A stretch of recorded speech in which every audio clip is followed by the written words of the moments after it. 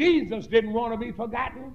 And so in the 26th chapter of the book of Matthew, he gave them the broken body and the shed blood and said, this do in remembrance of me. Jesus wanted to be remembered. And so did this thief when he came into his kingdom. And we want to be remembered.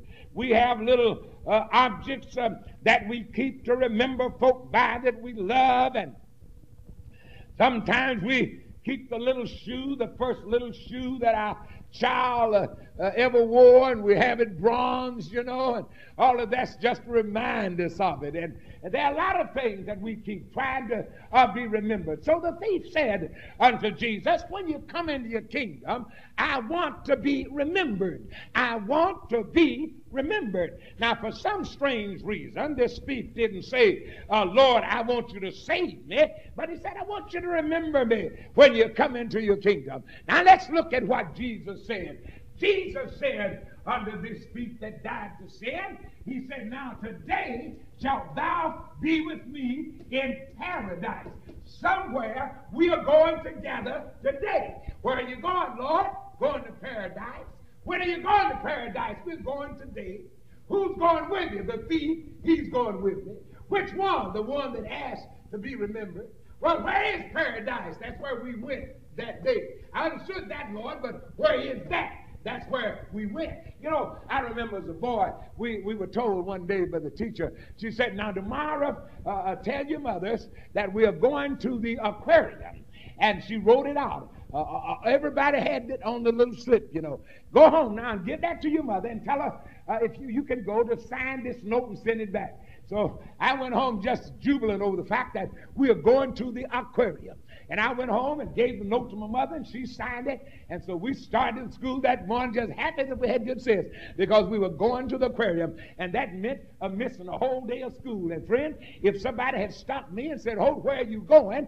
I might have remembered to say to the aquarium. But if they'd asked me, where is that? I couldn't have told them to save my life because it didn't really make me any difference. All I was concerned about was getting out of school. You know, I'd gone anywhere. Well, anyway, that evening, that morning, we all got ready.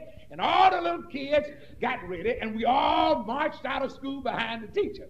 Now, can you picture this in your mind? The teacher's going up the road walking, and there's about 25 or 30 of us right behind her, and we're just following her, you know, just so happy we don't know what to do. And you could have asked any one of us, where are you going? We may have remembered to say, I'm going to the aquarium, but if you'd asked them where it was, they couldn't have told you to save their lives. I never heard of an aquarium before, much less knowing what it was. I never heard of it before. But there we was. Well, Holt, how did you find out what the aquarium was? By following the teacher. And you know, when we got there, it turned out to be nothing but an old fish house.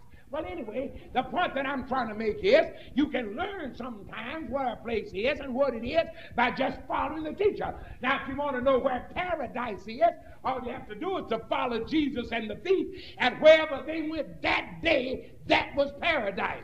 Wherever they went that day, that was paradise. Well, where did they go that day? According to the record, the Bible said that they died that day. Both Jesus and the thief died. They took him down off the cross and buried him in the grave. Where was he that day? He was in paradise. But I thought you said they buried him. Well, that must be paradise because that's where they went that day. Now, Jesus and the thief went to paradise. The Jews understood of the unseen world to be divided into two parts, in the paradise and in the Tartarus.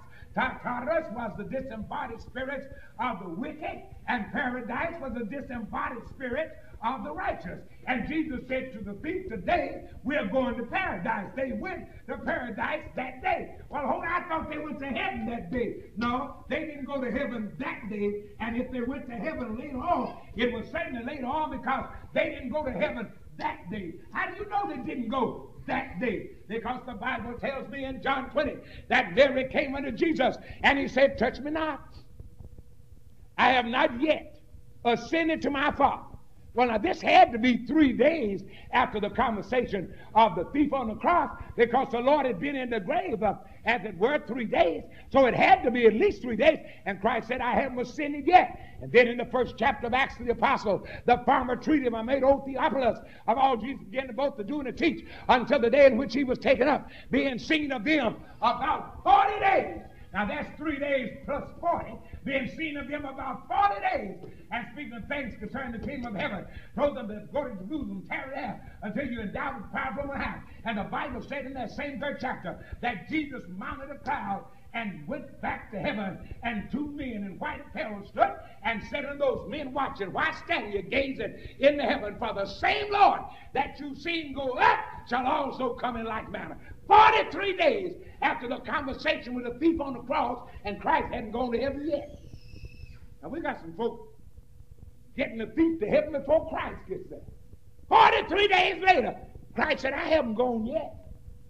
Some folks thought when the thief died, he just shot right on up. Oh, no, no, no, no. He went to paradise. He and Christ went to paradise. And they was in the grave. Well, now, hold on. Are you standing there saying, are you saying that Christ couldn't save the thief? I'm not saying that. Matthew chapter 19, that ye may know that the Son of Man had power on earth to forgive who he pleased. All Jesus had to do was say, thief, your sins are forgiven. I'm not arguing that point. The point I'm arguing is that if the Lord forgave the thief, and if the thief goes to heaven, he'll go when I go, or he won't go at all. I better run that by again. I'm getting some bad vibes from that, but I'll have to run that by again. If the thief goes, he's going when I go, or he isn't going at all. You mean he didn't go that day? No, they went to the grave that day. Christ did, and the thief did too. Well, how do you think he'll go to heaven after a while? I don't know, but I know he didn't go to heaven when Jesus went. Well, how do you know? 3rd chapter of the book of Matthew, we speak that which we know, and we testify that which we have seen. No man has ascended into heaven but the Son of Man that came down out of it. So if the thief goes, he's going with me. He hadn't gone yet. You know, I've heard people at funerals, preachers get up and preach that thief right on into heaven. Well, now, friend, that isn't so. I'm not saying now that the Lord didn't forgive the thief. I'm not saying that. What I'm saying is the Lord ascended to heaven on a cloud. And the men said, the same Jesus you see go up. Not Jesus and the thief, but the same Jesus shall come in like manner. The Bible said in Matthew 3, no man. And the thief was a man, because the Bible said a malefactor. No man has ascended into heaven, but he that came down from heaven. Well, where's the thief? He's still in paradise, waiting for the judgment like all other righteous that die. Well, I thought I was saved. I want to be saved like the thief. He wasn't baptized. Now, who told you he wasn't baptized? Just because a man's a thief doesn't mean he hadn't been baptized. I know some thieves that's been baptized. There's a few of them up there where I preach. I've been preaching to them for years, and I know they're thieves. And I know they've been baptized, too, because I baptized. But they're thieves. Tell you what they'll do. The Lord will give them 6 days to do everything that they want to do, and they'll turn around and steal the Lord's day. Oh, thief. I know some thieves that's been baptized. They'll take Monday, Tuesday, Wednesday, Thursday, Friday, Saturday.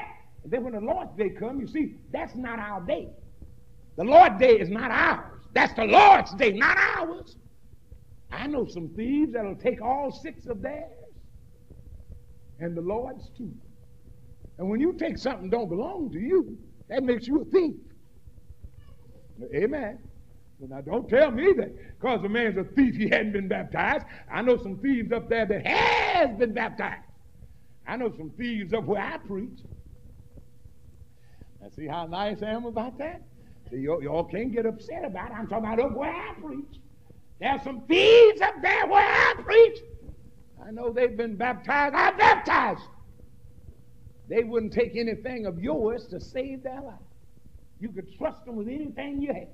But they steal every Sunday the Lord sees.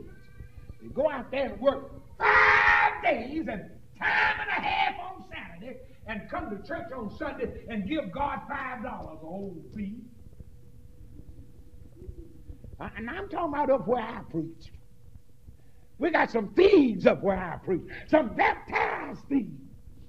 Can you imagine a man working 5 and 6 days and giving the Lord $5? He's a thief. Don't you all quieten down on me now. You've been sitting there smiling. Now let's keep on smiling.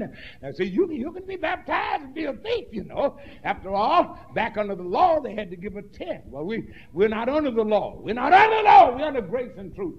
So we give in proportion to how much we love, you see. I give according to how much I love the Lord. You want to know how a man loves the Lord? Watch his giving.